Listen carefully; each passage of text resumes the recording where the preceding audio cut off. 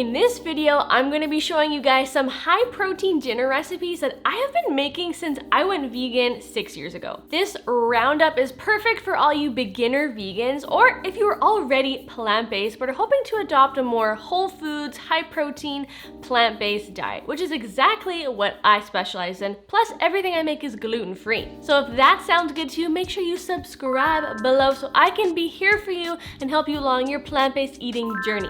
So let's just get right into it, and we're gonna start with a recipe that is an absolute staple in my weekly dinner rotation. Did you know that you can create an absolute beast of a noodle bowl with one of those measly little packs of instant noodles that's probably sitting in the back of your cupboard somewhere? I would say at least once a week or so, I take one of those instant noodle packs and I transform it into an absolutely feastful, epic noodle bowl that just tastes so dang good. With just a few extra veggies tossed in, some extra plant-based protein like tofu or edamame or chickpeas, and some sauces or spices you already have in your kitchen or your fridge, you can transform a boring, plain Jane package of noodles into something totally delicious and satisfying. Now, if this doesn't look like something you would get in an Asian restaurant, I don't know what is, but here you go. This is how you make it. I'm making this recipe for 2 in this video. These are all the simple veggies that I'm using for this particular bouged up bowl, and I've got some soy curls here that you guys know I love. I have been mentioning them like crazy lately, and they're just so good, so filling, so high in protein. So now that I've soaked them, I'm going to strain out all of the liquid, and then you have some veggies there. I used daikon radish, some carrots, some celery, and anyway, we're just going to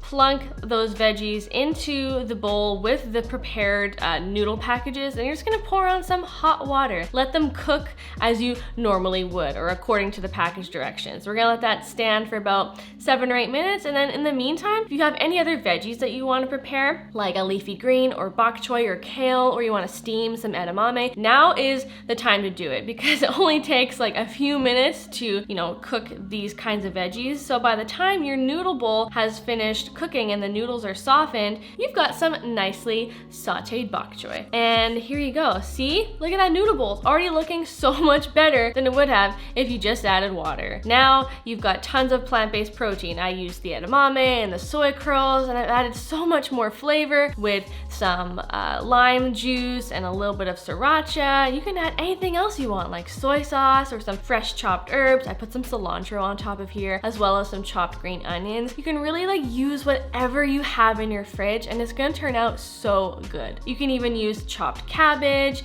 you can use onion, you can use really any vegetable, or even if you have frozen peas or snap peas. I add these all the time. It's just one of those meals that is perfect when you need to clean out your fridge and you don't have a lot of motivation or energy, and you want something that's ready in like 10 minutes.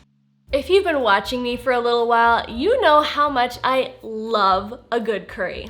I like them saucy, I like them spicy, I like them when they're packed full of plant-based protein. Just like this totally vegan version of butter chicken, it's butter chickpeas. See that little play on words? Chicken, chickpeas. But seriously guys, butter chickpeas is one of the first meals that I ever learned how to veganize, like transforming something that I traditionally knew as a meat meal into something totally plant-based. And honestly, it has never ever disappointed me, and it is one of my favorite meals that I make so often, probably once a week. The chickpeas get cooked in this delicious, luscious, and creamy sauce that is so full of flavor, and it's aromatic, and it's just like, so good you could drink it, and it's packed full of protein from the chickpeas. And I also add tofu a lot of the time as well if I'm really needing a little bit of extra protein after a hard workout or something. And other than it being so flippin' delicious, it only takes 30 minutes to make, and it's a one-pot meal. Served up with some fluffy jasmine or basmati rice, butter chickpeas is just one of the most satisfying meals. And it's so easy. All you gotta do first is prepare your aromatics, and then saute them down in some oil. We've got some onion, we've got ginger and garlic. You can use as much as you want. I go crazy on the ginger and the garlic because I like lots of flavor. Basically, saute that down until all the aromatics are really fragrant and they've started to turn golden. And then in this part, I forgot to actually capture me throwing in the spices, but you just throw in a delicious Indian spice blend of a few different spices and seasonings like cumin, cinnamon, chili pepper, and a few others. Now, if you have a jar of tomato sauce, great, you're gonna pour that in. If you don't have tomato sauce, you can just dilute a tin of tomato paste, which is usually what I end up doing because I don't often buy tomato sauce. Now, to make the sauce extra creamy, you add a whole can of coconut milk, and then you simmer the chickpeas and the tofu in that delicious sauce with a little bit of added nutritional yeast for some savory umami flavor. Then you're gonna simmer that down and let it reach a delicious deep orange color, and it's gonna smell, oh my god, so good, you guys. This sauce is so creamy and it's so full of flavor, and everything here is just totally healthy. This is all whole foods. There's nothing processed. It's all just good for you food, and you guys are so gonna enjoy this. Please let me know if you make it below because I want to hear how much you love it. Okay guys, did you know that even vegans can enjoy a big ass delicious bowl of poke without the fish? It's true, and it is so good. Pretty much all the good flavors that you get in a poke bowl come from the sauces and the seasonings they use, which are actually really easy to make yourself and to marinate your tofu in, or just simply drizzle over your whole bowl. So my version of a vegan poke bowl uses cubed tofu in place of raw fish, which I think it's actually pretty brill, and you add some delicious cooked sushi rice. I always go for brown rice. You can add in whatever veggies you want to bulk it up, make a delicious sauce.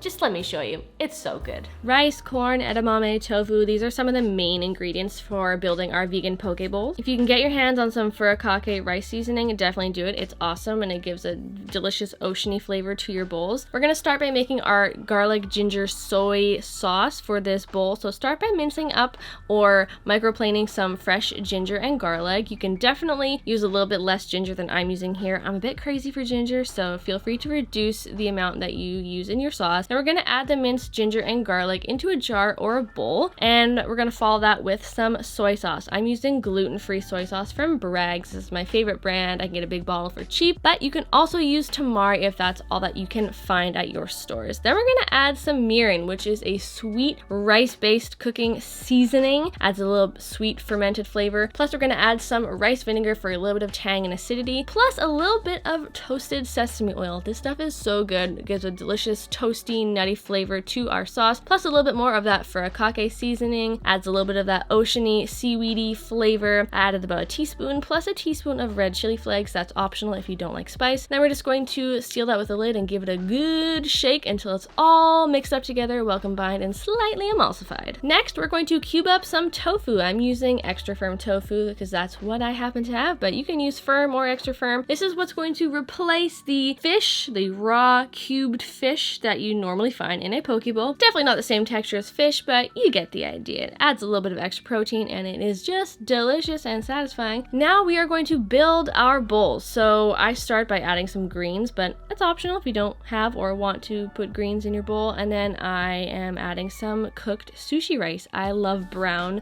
sushi rice, so that's what I use. Plus a little bit of that furikake rice seasoning, and then we're gonna add some corn for a little bit of crunch and sweetness. You can use fresh or frozen. And then I'm adding a couple handfuls of edamame beans. These add a ton of protein and wonderful chewy texture. And then we're gonna add in some of that cubed tofu for, you know, the protein. This is the poke in our poke bowl. And then we're gonna add some wakame salad. This is seaweed salad. It is so good. I found a big tub of it at Costco. If you can get yourself to a Costco, get some of this. It's so good. Then we're going to drizzle a few tablespoons of delicious sauce right over the whole bowl, and it is done. Sprinkle on some sesame seeds for garnish if you please, and devour. This is so good. And if you want, you know, extra oceany flavor and you couldn't find the furikake or wakame salad, just use seaweed sheets like the nori sheets you can find at an Asian grocery store. I myself am a pretty huge advocate for eating seasonally, and as of the time of filming this video, we are in the middle of winter. It is very, very cold, But there are so many delicious winter veggies that are totally abundant everywhere you go. I'm talking beets and carrots and turnips and Brussels sprouts and all the root vegetables. They are here, and they're here to stay for the season, so you should eat them. And did you know that if you roast up a big tray of any of those root or winter veggies I just mentioned, throw them in the oven, roast them for a while, you can transform that into a totally heartwarming and soul-satisfying winter salad. Enough of me chit-chatting, let's just get right into this roasted winter veggie salad. Come on now, look at how colorful you can make your roasted winter vegetable salad. It's so beautiful. This could be all yours. Okay, let's get serious. Here's how I like to make one version of a roasted winter veggie salad. And this version includes copious amounts of carrots and Brussels sprouts and beets. So chop up your carrots into fairly large coins and half and trim your Brussels sprouts. Then, peel up a few large beets, cube them up into similar size shapes as the carrots, and now you're gonna season them. You can use whatever seasonings you like. I generally like to go for something that's a little bit flavorful, like smoked paprika. Then I add a little bit of salt, a little bit of oil. You can also omit oil and salt if you're trying to watch calories, and you can instead toss it in tamari and whatever seasonings you like. Same goes for the beets here. Now that you have seasoned all your vegetables, just give them a toss, and you're gonna transfer it either into a large casserole dish or a large sheet pan. Now, if you're gonna be cooking beets alongside any other vegetables and you don't necessarily want everything to become the color of beets, just somewhat separate them like I've done here. And if you want, you could add a little extra garlic, which I would have actually done earlier, but clearly when I filmed this, I forgot to add the garlic when I was tossing the vegetables together. Anyway, no big deal. We're gonna pop that in the oven and you let it cook for about 48 minutes until the vegetables are becoming fork tender. And while that's happening, you can massage some kale. That's right, massage it, give it some love with a little bit of oil. I think I used sesame oil here. Now, what I really love about this salad are actually all the toppings that I put on it, like those roasted pumpkin seeds and this balsamic vinegar, you guys. Balsamic vinegar is like, it's a miracle ingredient. It can take anything from good to great. And here I just added a few tablespoons on top, popped it back into the oven to let it finish roasting up for the last few minutes and letting it infuse with the vegetables, and so good. Add some crunchy roasted pumpkin seeds on top with some sweet and tart dried cranberries. Like, oh my God, like I want to eat this so bad right now. This is so delicious. Now, all you gotta do is take that massaged kale and you're gonna let it steam on top of the veggies. They're still hella hot, so you're just gonna put some tin foil on that and let it sit. No need to put it back in the oven, but just let it chill out, steam a little bit, and then the kale is nice and soft and it kind of loses its tough, chewy texture, which I know a lot of people do not like about kale, myself included. And now just plate up that delicious rainbow bowl with some quinoa or rice. And of course, like I mentioned earlier, absolutely make this more high protein by baking up or air frying up some tofu or soy curls and serving it up alongside the bowl. This will make it a totally balanced and complete meal that will keep you feeling full and satisfied. And oh boy, so good. There you go, people. There are 4 healthy and high protein dinner recipes that I make on the regular, and so should you. Let me know in a comment down below which one you're thinking about making first. I would love to know. And of course, if you like this video, I always appreciate if you give it a big like and subscribe below as well. Like I said before, I do all the things that are vegan and gluten-free, and I just want to help you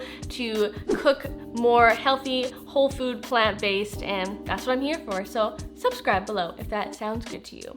I thank you so much for watching, and I will see you guys in another video real soon. Bye!